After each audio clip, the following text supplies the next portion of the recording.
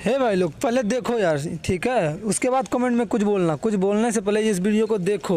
आप लोग जो बोल रहे हो कि भाई ये सॉन्ग का है या क्लिप है, भाई ये बाथरूम में घुस के बताओ भाई निरहुआ के साथ अमरपाली दुबे क्या कर रही है। तो भाई मैं इस वीडियो में कुछ नहीं बोलूँगा भाई, ठीक है। मैं कुछ बोलता हूँ तो विवाद हो जाता है, ठीक ना।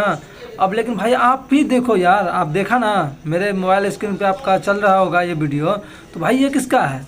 मैं बोलूँगा तो विवाद हो जाएगा भाई, ठीक है। और बहुत भाइयों का कमेंट आ रहा है कि भाई तुम फेक न्यूज़ बनाते हो, ये रियलिटी नहीं है। तो भाई ये क्या है फिर, इसका क्यों वीडियो वायरल हो गया, हाँ आप ही बताओ। हर का मतलब हर इंसान का मतलब वीडियो वायरल हो चुका था, हीरो हो चाहे हीरोइन हो, भोजपुरी इंडस्ट्री का मैं बात कर रहा हूँ।